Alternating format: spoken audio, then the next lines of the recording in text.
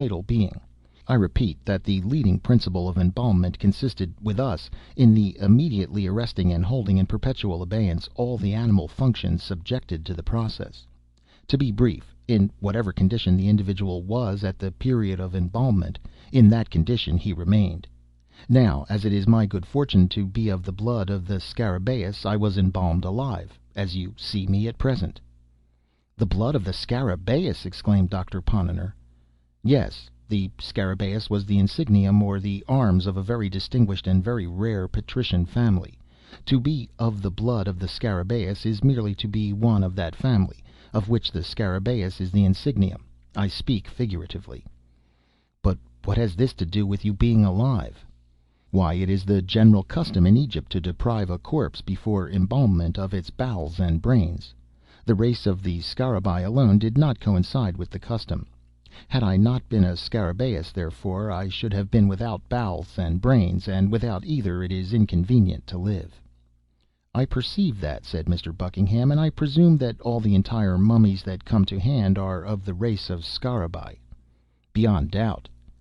"I thought," said Mr. Gliddon very meekly, "that the Scarabaeus was one of the Egyptian gods." "One of the Egyptian what?" exclaimed the Mummy, starting to its feet. "Gods," repeated the traveller. "Mr. Gliddon, I am astonished to hear you talk in this style," said the Count, resuming his chair. "No nation upon the face of the earth has ever acknowledged more than one god. The Scarabaeus, the Ibis, etc., were with us, as similar creatures have been to others, the symbols or media through which we offered worship to the Creator, too august to be more directly approached." There was here a pause. At length the colloquy was renewed by Doctor Ponnonner. "It is not improbable, then, from what you have explained," said he, "that among the catacombs near the Nile there may exist other mummies of the Scarabaeus tribe in a condition of vitality." "There can be no question of it," replied the Count. "All the Scarabaei embalmed accidentally while alive are alive now. Even some of those purposely so embalmed may have been overlooked by their executors, and still remain in the tomb." "Will you be kind enough to explain," I said, "what you mean by purposely so embalmed?" "With great pleasure," answered the Mummy, after surveying me leisurely through his eyeglass, for it was the first time I had ventured to address him a direct question. "With great pleasure," he said. "The usual duration of a man's life in my time was about 800 years. Few men died, unless by most extraordinary accident, before the age of 600. Few lived longer than a decade of centuries, but 8 were considered the natural term. After the discovery of the embalming principle, as I have already described it to you, it occurred to our philosophers that a laudable curiosity might be gratified, and, at the same time, the interests of science much advanced, by living this natural term in installments.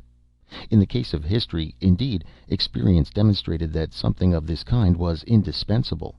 An historian, for example, having attained the age of 500, would write a book with great labor, and then get himself carefully embalmed, leaving instructions to his executors pro tem that they should cause him to be revivified after the lapse of a certain period, say 500 or 600 years. Resuming existence at the expiration of this time, he would invariably find his great work converted into a species of haphazard notebook. That is to say, into a kind of literary arena for the conflicting guesses, riddles, and personal squabbles of whole herds of exasperated commentators. These guesses, etc., which passed under the name of annotations or emendations, were found so completely to have enveloped, distorted, and overwhelmed the text, that the author had to go about with a lantern to discover his own book. When discovered, it was never worth the trouble of the search. After rewriting it throughout, it was regarded as the bounden duty of the historian to set himself to work immediately in correcting from his own private knowledge and experience the traditions of the day concerning the epoch at which he had originally lived. Now this process of rescription and personal rectification, pursued by various individual sages from time to time, had the effect of preventing our history from degenerating into absolute fable. "I beg your pardon," said Doctor Ponnonner at this point, laying his hand gently upon the arm of the Egyptian. I beg your pardon, sir, but may I presume to interrupt you for one moment?" "By all means, sir," replied the Count, drawing up. "I merely wished to ask you a question," said the Doctor.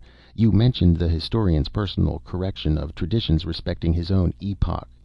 Pray, sir, upon an average, what proportion of these Kabbala were usually found to be right? The Kabbala, as you properly term them, sir, were generally discovered to be precisely on a par with the facts recorded in the unrewritten histories themselves. That is to say, not one individual iota of either was ever known, under any circumstances, to be not totally and radically wrong. But since it is quite clear, resumed the doctor, that at least 5,000 years have elapsed since your entombment, I take it for granted that your histories at that period, if not your traditions, were sufficiently explicit on that one topic of universal interest, the creation, which took place, as I presume you are aware, only about 10 centuries before. Sir, said the Count Allamistakeo. The doctor repeated his remarks, but it was only after much additional explanation that the foreigner could be made to comprehend them. The latter at length said hesitatingly, "The ideas you have suggested are, to me, I confess, utterly novel. During my time I never knew any one to entertain so singular a fancy as that the universe, or this world, if you will have it so, ever had a beginning at all. I remember once, and only once, hearing something remotely hinted by a man of many speculations concerning the origin of the human race, and by this individual the very word Adam, or red earth, which you make use of, was employed. He employed it, however, in a generical sense, with reference to the spontaneous germination from rank soil, just as 1,000 of the lower genera of creatures are germinated, the spontaneous germination, I say, of 5 vast hordes of men simultaneously upspringing in 5 distinct and nearly equal divisions of the globe." Here, in general, the company shrugged their shoulders, and one or two of us touched our foreheads with a very significant air.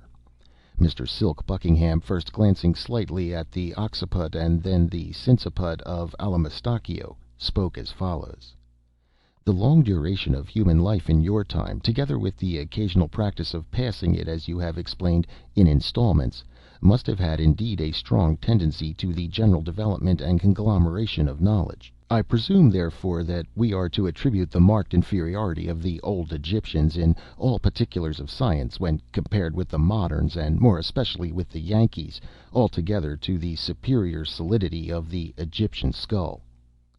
"I confess again," replied the Count with much suavity, "that I am somewhat at a loss to comprehend you. Pray, to what particulars of science do you allude?"